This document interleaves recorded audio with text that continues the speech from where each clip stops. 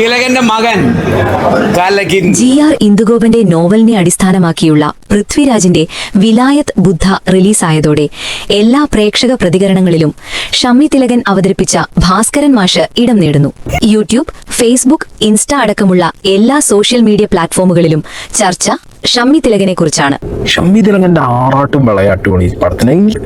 ഒരു രക്ഷയില്ല ഇയാളിട്ടാ. ഇയാള് ചില സാധനത്തിൽ പൃഥ്വിരാജിന്റെ മോള് പോയി. ഷമ്മി തിലകൻ തരണേ. പടം കണ്ടിറങ്ങുന്നവരുടെ മനസ്സിലിടം നേടിയ കഥാപാത്രമായി ഷമ്മി തിലകന്റെ ഭാസ്കരൻ മാഷ് എന്ന കഥാപാത്രം മാറി.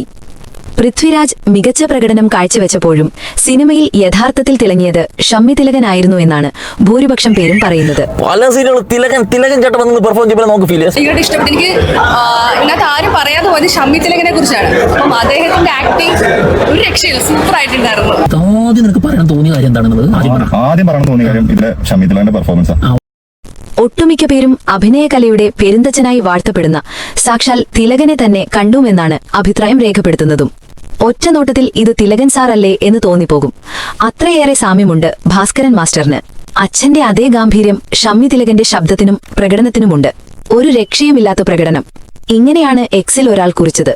അതിന്റെ തണലിൽ നിന്നാ മതി, കറ പുരണ്ടവരും തിളങ്ങും. സിനിമയുടെ ആദ്യ പ്രദർശനങ്ങൾക്ക് തൊട്ടുപിന്നാലെ എല്ലായിടത്തും നിറയുന്ന പ്രതികരണങ്ങൾ സൂചിപ്പിക്കുന്നത് പൃഥ്വിയുടെ ഡബിൾ മോഹനനെ ഷമ്മി തിലകന്റെ ഭാസ്കരൻ മാഷ് തൂക്കിയെന്നു തന്നെ.